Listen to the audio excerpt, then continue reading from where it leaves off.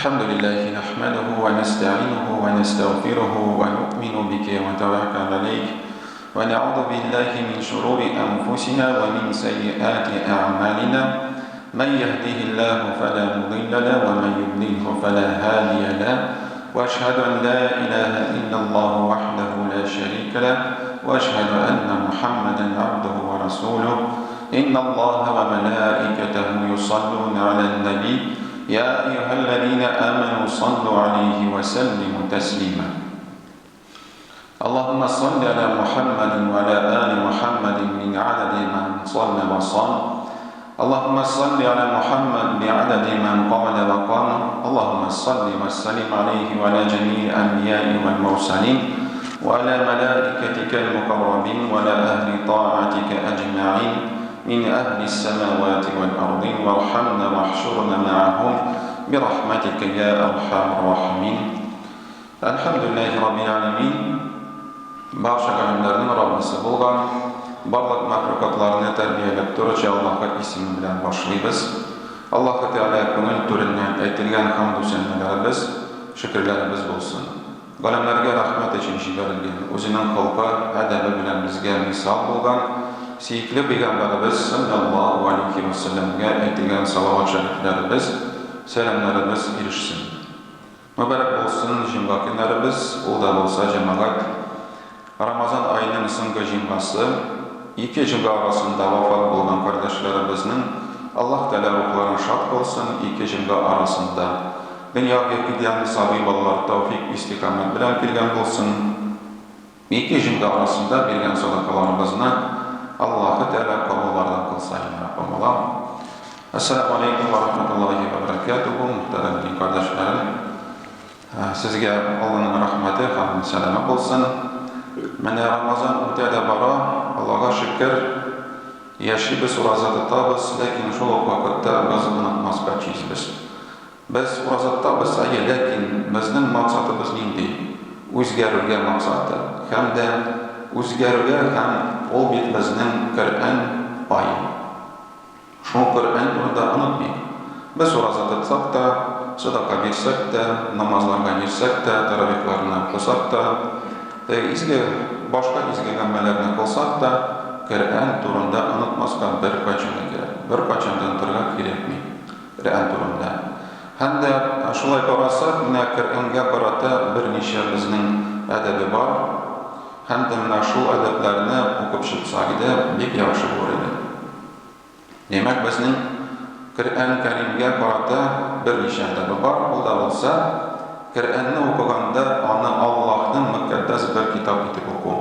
Demak, kitobni o'qiganda biz ularga murojaat etganda biz uni vaqti kitobgina, vaqtgina shekilli o'qimaymiz. Demak, uni fazilatini bilib, ulug'larga kerak, shu onlarga haqin berga tegishmiz. Hamda ikkinchi narsasi u tahoratli bo'lish. Qur'on o'qiganda tahorat har vaqt kerak. Bu kerakmi, magar shu vaqtda agar masalan biz uni yoddan o'qisak, endi Qur'onni o'qing deb tursan, tahoratli bo'lish kerak. Shoira go'limlarimiz aytadilar, mu'min musulmon har vaqtda tahoratli bo'lishi kerak. Ne için? Mana bu ayında da albatta shunday bo'lishi kerak. Qo'y bir vaqtda shunday o'ylanmalar hislar Qur'on o'qisa keladi.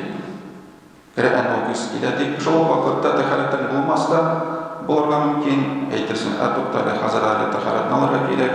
To'xtab 5 minutdan olarman, ana o'qirman. Shunday turib boraydi, Qur'on bizda qoladi.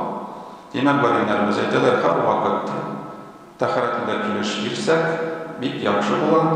Do'y vaqtda biz Qur'onni o'qiy olamiz. Hamda bizning uchinchi bo'lib turadi, chista o'rin ham chista kiyimda o'qi. Demak, sen ishda bo'lsang da, 5 minut vaqt bo'lsa da, spetsovkada o'qisang da bo'ladi, lekin chista o'rinda o'qi. Endi uyga qaytib, ishlagan, qo'shilgan kiyimda o'qimasga, kelisincha sen Alloh taolo bilan siylashasan. Kiyimlerini almashtirasan, tahorat olasan, bir vaqtda yunib tabla, misklarni da silkib, shu kelishda o'qisan, onlarga ehtirom bilan карасаң инде һәм ихтирам белән укысаң, бик яхшы була. Һәм дә безнең Коръәнне идәнгә дә, аякка да кую тыела. Кайбер вакытта күрәбез бит, Коръәнне өйгә куеп анда укыйлар. Ләкин безнең теге мәчеттәме, өйдәме бер инде поставкаларны куллансак, бик тә яхшы була. Аны кул белән тотсаң яхшырак була, ул кул белән тотсаң яхшырак була, ул кулын арса, сул кулга да алып була. Монда теге тыю нәрсәсе юк. Коръәнне яттан белсәң, аны ятып та укып була, отырган килештә, барган килештә, машинада барасыңны, кая барган булмасын, яттан белсәң, аны һәр вакыт укырга була. Нинди хәлдә генә булса. Менә инде син аны белмәсәң, яттан китаптан укысаң, аны отырган килеш, матур килеш укырга кирәк. Һәм дә инде Коръәнне кыйблага юнәлеп укырга кирәк. Кайбер вакытта күрәсең, теге мәчеткә килеп, кеше ничектер кире якка карый. Кыйбласы мәсәлән кыйблага аркасы белән утыра. Шул килеш Коръәнне укый. Ул бераз дөрес булса да, уку дөрес булса да, ләкин савапка әзрәк була.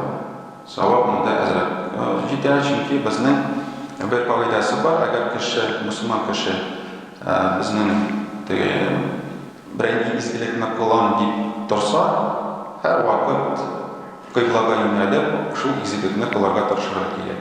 Син садака бирәсеңме, берәй ярдәм итәсеңме, инде намазны без һәр вакыт кыйблага карап укыйбыз, әби.